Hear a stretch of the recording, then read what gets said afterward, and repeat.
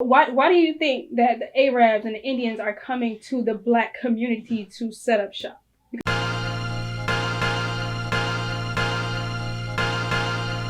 I'm black. Welcome from. Hey guys, and welcome back. And today we're going to be talking about Black-owned businesses. It's just going to be a general topic about what it is, who has it, the experiences that they've had, and our opinions about it. So today we have some people here today. If you guys can introduce yourselves. Hi, my name is Arenia B. What's going on? My name is Christian. What's going on? My name is Iman. I'm Jada. Y'all Cheyenne. Okay, so I feel like Black-owned businesses should be broadcast more. I feel like, the standard, a lot of people, they shop at certain places and they don't really know that there are alternatives, right? Since like there's a toothpaste line that a Black person owns. There's a toothbrush, they got deodorant, they got a whole bunch of other stuff. It's a whole bunch of Black entrepreneurs that have a lot of products and business that they promote, but you don't normally see it all around the place. So, I mean, for me, this will be my business, and you'll see me promote it. So, does anybody else want to partake? To me, there's a lot of it's a lot to me. I feel like I don't know if you guys know, but the Black dollar doesn't stay inside the Black community for almost 6 minutes, I think. 6 minutes? Yeah, it's not even an hour. But you have all the different communities, like for example, the Jewish community, it stays at least a day. Mm-hmm. So for me, I feel like if we as a people, knowing that how much power we have just as a people when we come together, if we could pour back our money back into our own pockets, into our own culture, I feel like we will be on a different uprise. I feel like we'll have so much of a empowerment, so much of a bigger voice. We'll have more assets to give, more knowledge to give, and it will be easier for our culture to actually have a culture. Yeah, like hair stores and stuff.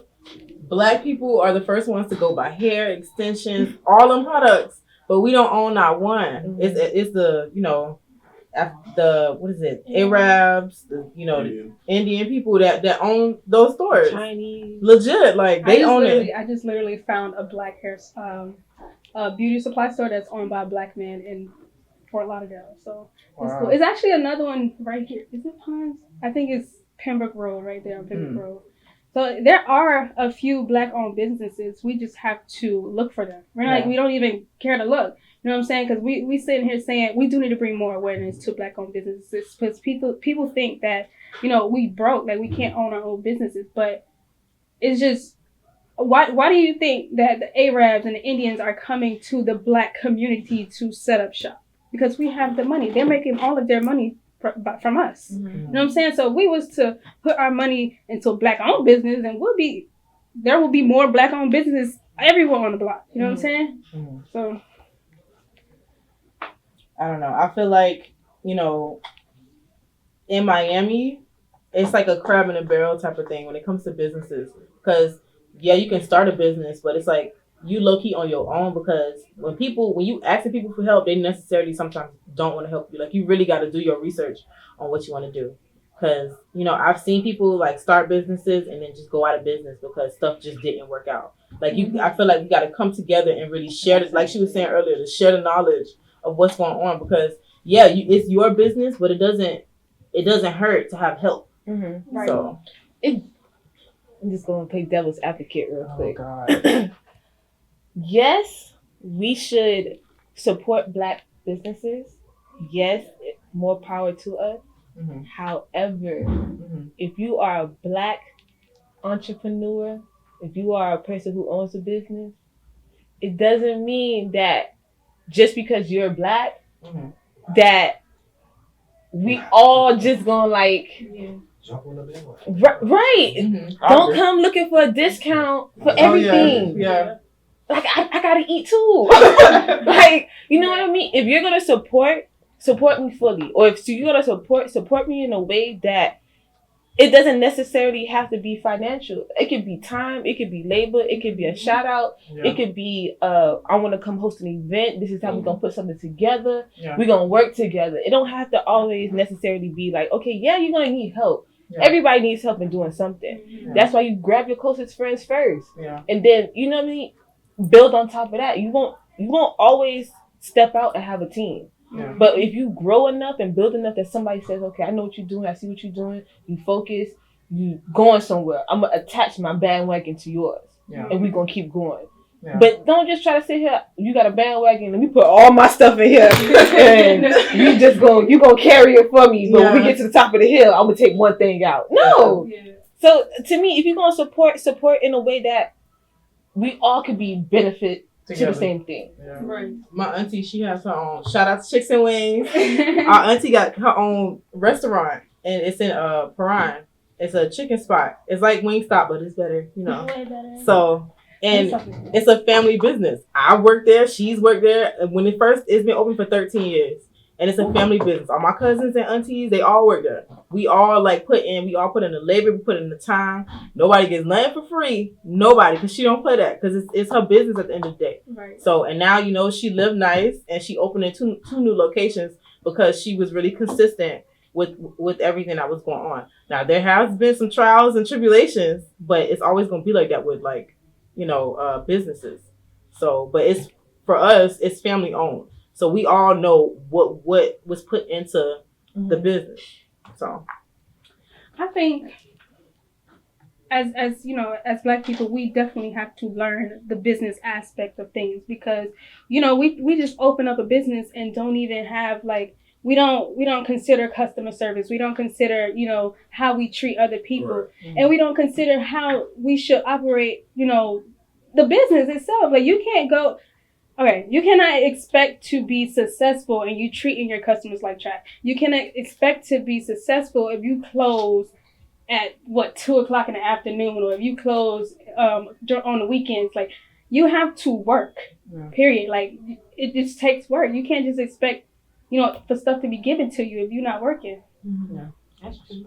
You gotta understand something, and this coming from a business owner, Black business owner. We have to plan first.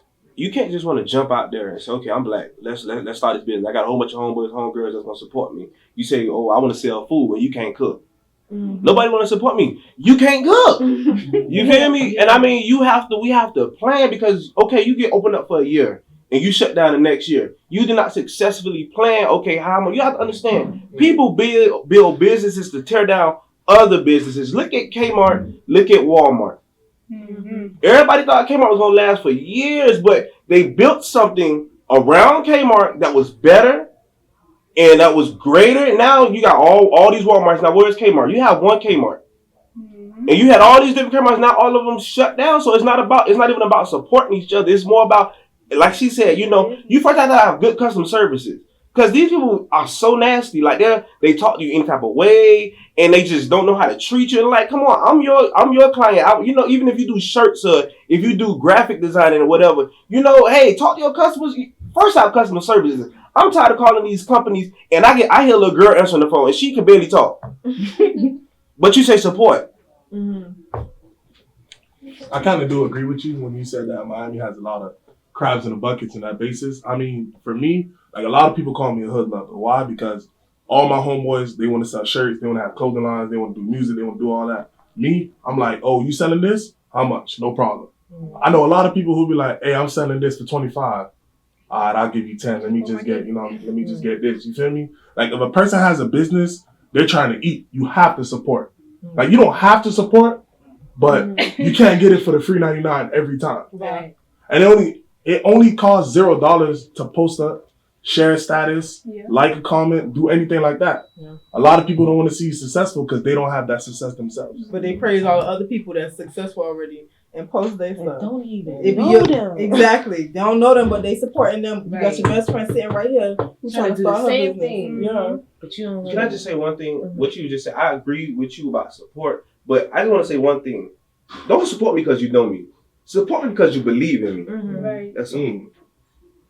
I don't think support is I don't think you don't have to support everybody. And what I mean by that is even if your friend do business, what you need to do is be honest with them. If they shirts don't look good, you need to be honest with them. It's about building. Like Yeah. you gotta build each other up. Mhm. So even if the person can cook, find them somebody that can. Yeah. You know what I'm saying? So if you can't do it, find somebody that can. Like it's Right. still your business. Yeah. You working towards something. Yeah. Right. So we gotta build each other up, whether it's, supporting Right. or it's just whatever. But like Yeah. we But got a business businesses out here. is like a hustle. You have to look at some of these spots that like she said, her aunt has a different spot, like a wing spot. Yeah. You have to understand. You have to go somewhere, set up shop, build your clientele, look for a building, and then don't go purchase a building and you ain't got no clients. Mhm. Nobody knows you. Granted, yeah, your friends know you, but nobody really know you. Now you trying to scuffle to pay the rent on the building. Come on and own your building. Don't rent for 15 and 20 years and never own your building. Yeah. Mhm. Yeah. I mean, Go ahead. I do have a trouble with finding black-owned businesses. Like you said, there are not a lot of them in the community. But my thing is that my biggest problem is that I usually shop for convenience. So the closest thing for me, like for things that I need on a daily basis, are really black-owned businesses. So that's what my problem is. But I do really believe in like supporting black-owned businesses, and when I can, I do support them. But we just gotta get more around us. Yeah.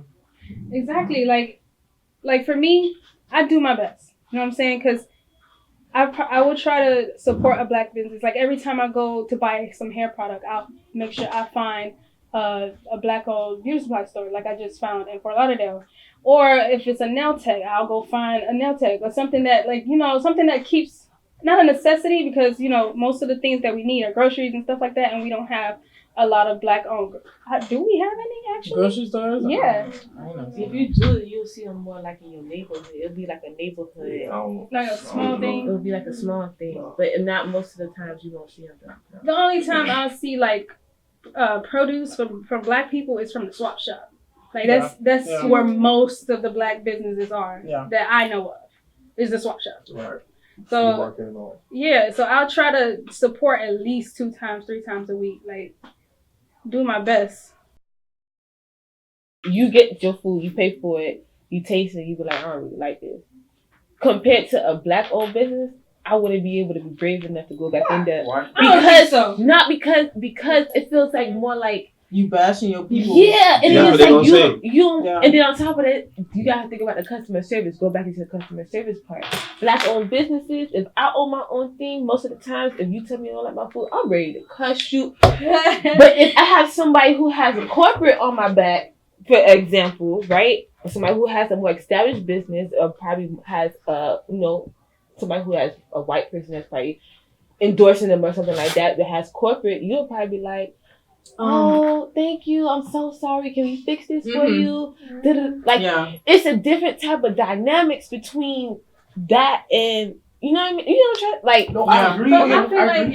But I feel like hold on, wait. I feel like black people are easier to bash the black-owned businesses than the white-owned business. Like a black person could come into this black-owned business and be like, "Ew, what is it?" Like they would be easily like, That's that skin. They just look fucked But it That's could go. skin. It could with a black person doing that. It could go either or. It could be either. Of course, he's gonna hate a black person's hating on a black person. Crabs in Yeah. a barrel. Right there. yeah. But it's just, to me, I just see like black people be like, like I should get this, I should get that, and just be complaining about everything. right. But You know it is. what I'm I do think it's a way that you do talk to individuals, because I was at Checkers and the young lady had my drink and she had it like this. She didn't have it like this. She had it like this, and I waited till she gave it to me. I said, "Can I tell you something?" She's like, "Sure, go ahead." I said, "Just for the future." I say, you don't hold nobody drink like this." And she got upset. Yeah. I said, "I'm just helping you out, because somebody probably would have threw it back at you like, don't. Your hands could be nasty. You count my money. I'm sorry if I'm picky about that, but hey, you don't know what the day and time we living in. People just nasty like that. So all I said was just hold my drink, around the cup. Don't hold my drink like that. 'Cause I just thought that was nasty. And Checkers is not a black-owned business, so I just felt comfortable just trying to. I thought I was helping, but the employee was white. I mean black. I was trying not to say that. Yes, It's crazy because I had the same experience with a white person. I told him, and plus it didn't have a top on. And I was just like, you don't want to hold people cup like that. And he was like, oh, okay, I'm sorry. Like, well, you can't just do that. Right. I mean, I didn't want to ask for it. I didn't want to tell her to give it back. I don't play with my food, so I wait till I get my food, then I. And then you say something. Yeah, because I don't like because they might spit. Exactly. At least I had a cover on it. Because, like, I think but sometimes some people are easily offended. Like, you know what I mean? You can say any little thing to somebody sometimes and just be like, oh, like, it's not that deep. It's not that deep. Right. That's what I'm saying. It's a thin line between being a business owner and being emotional about business. Because you can't be in between. Like, if somebody tell you your shirt ugly, you just need to take that as constructive. I think that's the thing. Like, you can't be sensitive being a business owner. Yeah, that's just my opinion. But because at the end of the day, you are supplying for a consumer. Like, yeah, the consumer don't like your stuff. You gotta figure out who gonna like it. You gotta find something that the person gonna like, so they can pay, so they can buy it. You know what I'm saying? You gotta take that constructive criticism in order to be successful. Because they're telling you your stuff isn't gonna sell because I don't like it. It's ugly. So take that and go do something better. But you have to be like, I feel a business is not a get quick scheme. You have to be into something that you like. Because it's going to be long, like late nights, going to be sometimes lonely nights, sometimes going to go out and party with your friends. You ain't going to, nah, bro, I got to take care of this paperwork, I got to do that. Even me, and she remembers I used to drive for the city of Miami. I drove the bus for the city of Miami like a few years. And eventually I got to the mindset, I said, you know what? I want to start driving. I want to start driving. I want to start driving my own bus. I said, I think I could do this. And like the first year, it was terrible. Like, I mean, I made money, but it's like, paying a car note, my van note, insurance on my car, insurance on the van. That's the only thing I'm doing. It's like I was losing a lot of money, but eventually I said I'm not gonna quit because it's something I want to do. Now I'm working on getting me another van. And I'm booming, because it was not a get quick scheme. You have to get rich. You have to get into something that you really, really like. Because if I didn't like kids, I'd be like, they making too much noise in my ear. I can't do it. These old people, they going too slow. They saying drive slower. But that's something that I like to. I like to, communicate with kids. I like to, deal with the senior citizens. That's something I like to do. So, really get into something that you like to do, because you have to understand that this is going to be your business. This is going to be something that you're going to want to last for years for your kids, your grandkids. I mean, that's just my opinion. But I think if you are doing a business, you don't want to see a business die out. Yeah. Right. When I first started this, I spoke to my auntie about it, and she was like, build your, because I just told her, I'm just going to start doing like a little table talk or whatever. And she was like, build your audience. Like, I told her everything I was going to do, and she was like, first you need to build your audience to everybody. Put it wherever you need to put it, and just build from there. Because this is the same auntie with the restaurant. And she was saying, I'm doing this restaurant for my kids and their kids. This is revenue for them. This is going to be around, and then when I'm gone, it's going to get passed down to them, and wherever else is going to go. This is y'all future. This is something that I'm doing for y'all. It's not necessarily for her. It's for everybody. So it's just like, I think people need to understand that when you're doing businesses, it's you sometimes got to be selfish into yourself to accomplish things. And you got to really focus and invest your time and energy into it. So it's going to be some things that you got to say no to. It's going to be some things you got to say no to as far as buying, spending, any of that. So I think it's just important to utilize Black-owned businesses, research, find them. I know I do, and I support them because when I want somebody to support me. I support anybody who supports me. I support them, or I'll support whoever is doing something constructive with their life. So, to me, I just feel like if you are a Black-owned business or you're trying to start, make sure that first, plan your stuff out. 2, make sure you have the professionalism for it, and also be able to take constructive criticism. 3, also think about customer service. The customer doesn't necessarily have to be right all the time, but I feel like they come first and go from there. All right. So just to wrap this up, this is the conversation about Black-owned businesses. Can you guys introduce yourself? So I actually have a real estate investor business. I make cell phone cases, and I'm also a influencer on YouTube. Arania B is my YouTube name. I have a transportation service which is called Extra Mile Transportation. I also have a landscaping service. You can check me out. I'm starting my Facebook, and I'm starting up another business, which is a casket rental service. Yeah, so I'm going to start renting out caskets to families. I mean, a lot of people are dying, and they don't have the money to bury, their loved ones. So, you might need to rent a casket. So you could come to me. Trust me, you're gonna need it. I mean, I don't want to kill nobody, but I mean, hey, I work at a funeral home, so you're gonna need it. So that's my business. I would like to say, if you guys want an opportunity to be on the table, you need to inbox me, DM me. So I need reliable people. I need people who, are serious about topics, and people who, have constructive criticism. So. Poor or rich or poor, though it's all the same shit. I'm black, even though my skin's kinda light. That mean my ancestors was raped by somebody white. I'm black, so I like to sing, dance, and crack jokes.